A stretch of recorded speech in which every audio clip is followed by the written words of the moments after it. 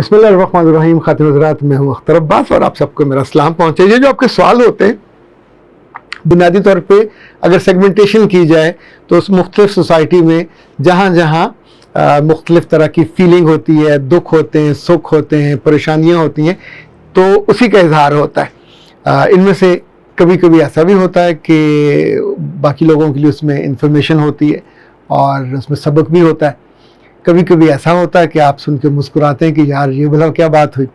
Okay, Sidra कहती है कि सर, शौहर अगर काम नहीं करता और उसे काम को कहें तो झगड़ता है, तो उसका कोई हल बताइए। मेरे बच्चे, हल तो सीधा सीधा आपके पास है।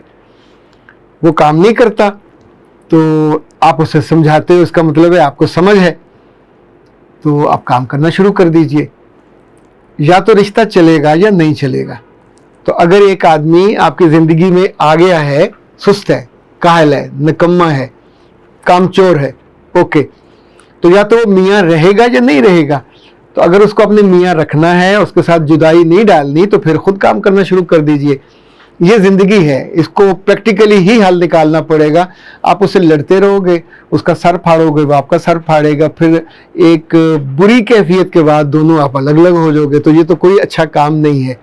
हमेशा हल निकालते हैं, रास्ता निकालते हैं, रास्ता निकल आएगा। अल्लाह ने आपको समझ दी है और समझ इसीलिए दी होती है ना, पढ़ाई भी इसलिए कराई होती है कि एक रास्ता बंद हो तो दूसरी साइड से आपको रास्ता खोल लेना चाहिए।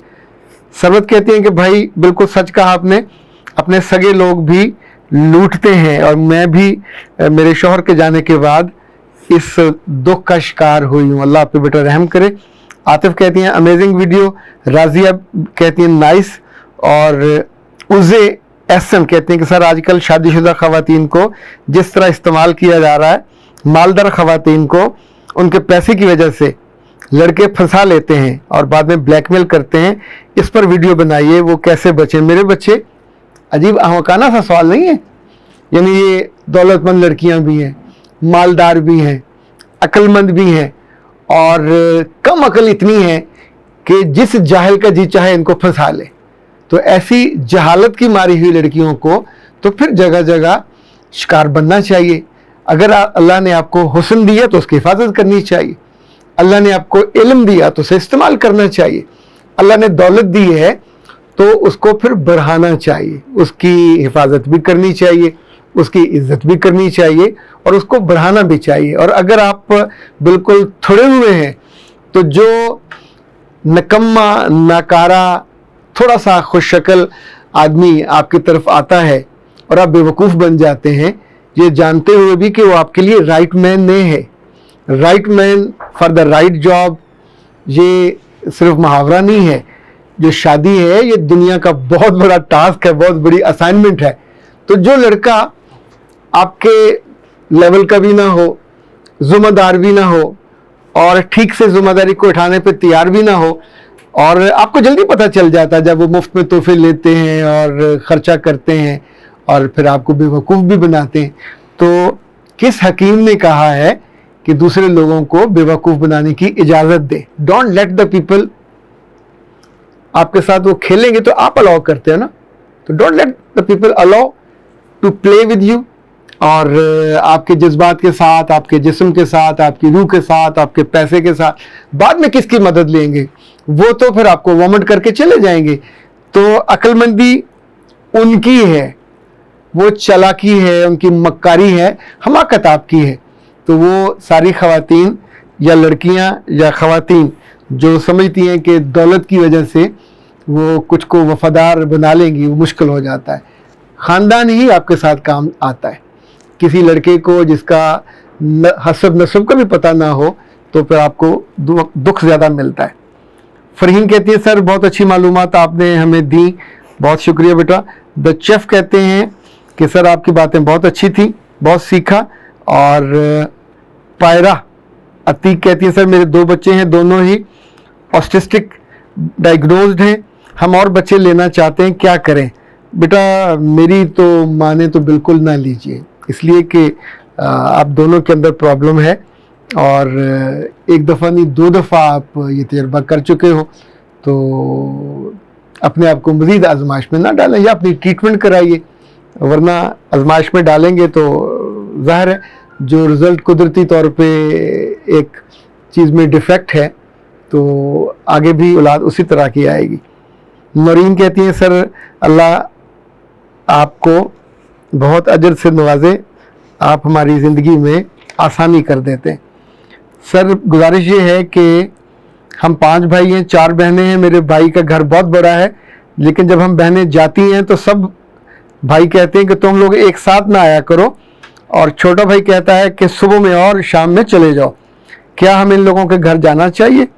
اور میرے چھوٹے بھائی کی شادی ہے، وہ بار بار گھر بلا رہے ہیں، میں نے کہا میں سیدھی شادی حال میں آؤں گی، وہ بار بار فون کر رہے ہیں، تو کیا مجھے ان کے گھر جانا چاہیے؟ جو بھائی ایک رات رکھنے کو تیار نہیں، پلیز مجھے بتائیں میں کیا کروں۔ بیٹا چیزوں کو مکس نہ کریں آسما، رشتے محبت کے ہوتے ہیں اور رشتے بوجھ کے نہیں ہوتے۔ یہ جتنی بہنیں جب زیادہ ہوتی ہیں، جب بھائیوں کے گھر پہ جاتی ہیں تو عام طور پہ مہمان بن کے، اگر میں نے بہت سے گھر ایسے دیکھے ہیں کہ جہاں بہنیں آتی ہیں تو آتے ہی گھر سنبھال لیتی ہیں، کچن سنبھال لیں گی، مہمانداری سنبھال لیں گی، تو آپ اس گھر میں بوجھ نہیں بنتے۔ آپ کے بچے ہیں، ان کے بچے بھی ہیں، کھانا بنائیے، ان کو بھی دیجیے، اپنے بچوں کو بھی دیجیے، اپنے گھر بھی تو دیتے ہو نا۔ اچھا یہاں آپ مانگتے ہو پروٹوکول، اور وہ بھی VVIP پروٹوکول، تو آپ کے بھائی کی بیوی اس کی بیوی ہے، آپ کی وہ کچھ نہیں لگتی، آپ کی بھابھی ہے، بھابھی ہوگی محبت کے ساتھ، بھابھی ہوگی خدمت کے ساتھ، تو یہ آپ کا ریلیشن شپ ہی نہیں ہے۔ اچھا اب اکثر بہنیں یہ بھی کرتی ہیں کہ بے وجہ موڈ دکھاتی ہیں، آپ اگر رٹ جاؤ گے، نہیں جاؤ گے، انہیں کیا فرق پڑے گا؟ نقصان آپ کا ہوگا، ہولے ہولے رشتہ ختم ہو جائے گا۔ اب آپ نے ایک حماقت والا کام شروع کیا ہے کہ شادی ہے، آپ نہیں جاؤ گے تو ان کو امبیرسمنٹ ہوگی، لوگ پوچھیں گے کہ بہن کیوں نہیں آئی، اور آپ کہتے ہیں میں نے سیدھے ہال میں جانا، تو ہال میں کیا لینے جانا؟ گھر بیٹھو، پھر اپنے میاں کے ساتھ بیٹھو، سسرال میں بیٹھو، پھر کیا لینے جانا ہے؟ یعنی آپ ان کو تنگ کر رہے ہو، آپ ان کو خوار کرو گے، آپ ان کی بے عزتی کا باعث بنو گے۔ عزت پھر آپ کو کہاں سے ملے گی؟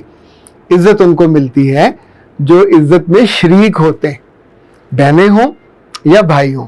تو آپ اپنے ان بھائیوں کے گھر، اچھا جی رات رکھنا، کوئی ساری عمر آپ وہاں رہتے رہے ہو، تب آپ کے ماں باپ زندہ تھے، وہیں آپ پلے بڑھے، وہیں شادی ہوئی، انہوں نے جتنا آپ کا بوجھ اٹھانا تھا اٹھایا، اب آپ بوجھ زیادہ بن جاتے ہو، آپ بھی، آپ کے بچے بھی، اگر آپ کا میاں گیا تو وہ بھی، تو آپ سوچئے کہ آپ ان پہ فنانشلی بھی بوجھ بنو گے، ان پہ سوشلی بھی بوجھ بنتے ہو، اور یہ جو سماجی طور پہ آپ باتیں وہاں کرتے، چونکہ ایسی عورتیں عام طور پہ زبان منہ کے اندر نہیں رکھتی، چھوٹی چھوٹی باتیں انہیں ٹک ٹک ٹک ٹک کرنے کا ہوتا ہے، اور کاٹتی جاتی ہیں، جیسے طوطا نہیں کاٹتا، کھاتا نہیں ہے، اس نے کاٹ کاٹ کے پھینکتے جانا ہوتا ہے، اور نتیجتاً پیچھے صرف گند بچتا ہے ان باتوں کا، اور ان لڑائیوں کا، اور ان قصے کہانیوں کا۔ بھائیوں کے گھر جانا ہے تو جڑنے کے لیے جایا کرو، اظہار محبت کے لیے جایا کرو، تحفے لے کے جایا کرو، تو نتیجتاً بھابیاں وہ بھی آپ کا اکرام کریں گی، بھائی بھی آپ کا اکرام کریں گے۔ آپ جاتے ہو پروٹوکول، اب کس بات کا پروٹوکول؟ آپ کو تو انہوں نے رخصت کر دیا، آپ کا اپنا گھر ہے، یہاں آپ جا کے جو تلخ باتیں کرتے ہو، عورتیں باز نہیں آتی، اللہ معاف کرے، جتنے ان کے بچے ہوتے جائیں ان کی زبان لمبی سے لمبی ہوتی جاتی ہے، اور جہاں شادی بیاہ کے لوگ بیٹھے ہوں گے، بہنیں ہوں، بھائی بیٹھے ہوں، بھابیاں بیٹھی ہوں، تو ایسے میں آپ اپنے بھائیوں کی عزت کرو، تو ان کی اپنی بیویوں کے سامنے بے عزتی ہوگی آپ کی وجہ سے۔